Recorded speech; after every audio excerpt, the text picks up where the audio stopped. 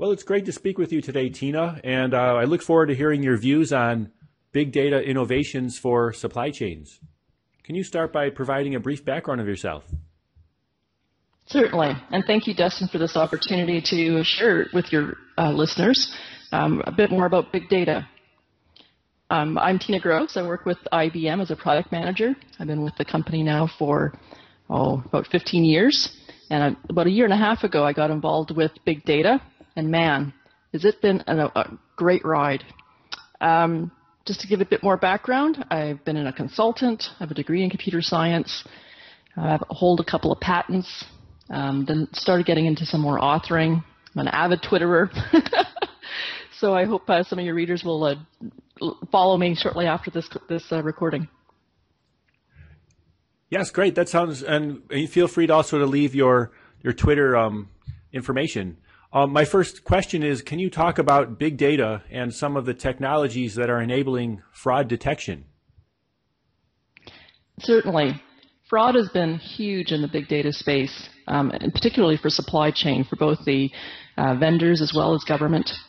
One area that has been of interest is looking at advanced analytics on these vast stores of information to look for new patterns.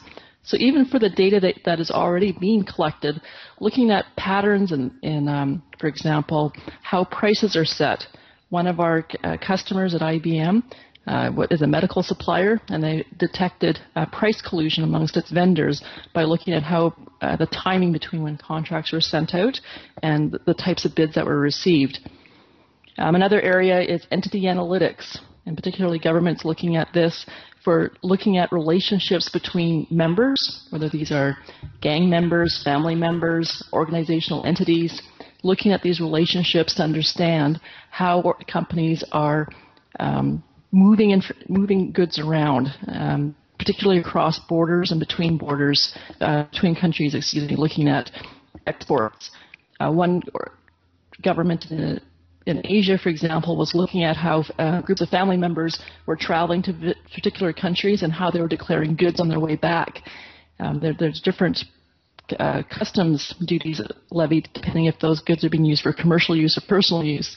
And they were able to detect, for example, that these family members were bringing goods back for resale and not for personal use as originally declared. A third area is just Hadoop itself. Hadoop is providing a way of storing data in a very cheap way. When you think about how Hadoop allows then for data to be dumped in a single spot and then mined for using these advanced analytics and predictive analytics, it allows supply chain vendors to then look at their supply chain horizontally, in particular, and get past just looking at financial metrics. So one can then look at, how in pharma in particular, how anything that's been tampered with can be very easily detected, right down to which retailer that the drug was sold from. So those are the three technologies: advanced and predictive analytics for pattern detection, entity analytics to see relationships, and cheap data storage in the form of Hadoop. How can processes be optimized in ways that were previously unattainable? That's a great question. Telematics has done a huge amount of advancement for helping organizations optimize their processes, particularly in supply chain. So this is really the culmination of several technologies. If you think how RFID and sensors have been, are now very cheap. They're used extensively across many organizations. You add in cloud, the effectiveness of sharing information through the internet and the security that's now allows for that type of data interchange. And then you throw in big data, which has that combination of cheap storage, very fast processing, and for much more advanced techniques. So you can get down to patterns, for example, that detect that think of like a grocery store chain and an ice cream supplier. Well, when the freezers are set at a certain temperature for meat, for example, if the electricity goes out, if there's freezer fluctuations which can happen in a freezer, knowing that there's premium ice cream in the freezer versus some other type of frozen good can affect the quality of the ice cream. So the ice cream supplier can then monitor how its ice cream is being maintained through a data interchange with the grocery supplier, and then decide whether or not to, for example, validate a warranty. And that's just one type of process of ensuring a quality throughout the supply chain. Another one is around transportation. That's very common, or becoming more common, looking at telematics from the vehicles to optimize fuel usage and shaving off dollars to many, many dollars by optimizing routes and orders, by coalescing orders earlier so that drivers can pick them up. And these sound like they're minor changes, but these incremental changes all throughout the supply chain then adds up to hundreds of thousands, if not millions of dollars for the larger logistics supply chain organizations. And what are your recommendations? Well, if you're early in your process, earlier in your big data journey, my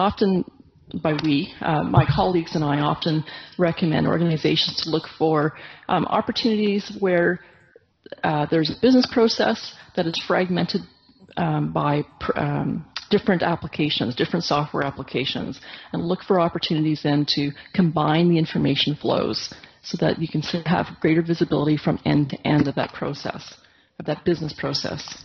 Another one that I look at is if you're very, very early, and analytics, for example, is not yet part of your organization's DNA, look for opportunities where the people in your organization are picking up the phone to talk to people in other organizations, just for something simple like a status.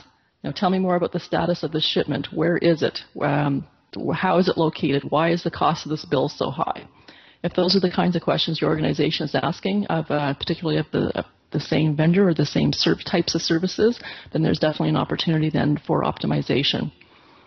If you're more advanced, you've had an opportunity to leverage analytics, you've got a very good sense of transparency throughout your supply chain, you're now looking for something more innovative, then I'd recommend people look at the advanced analytics, particularly around entity analytics, and look at how to so entity analytics in this case is to look at how various parts are put together, how a system of parts or services are assembled, and look for optimizations then in those areas.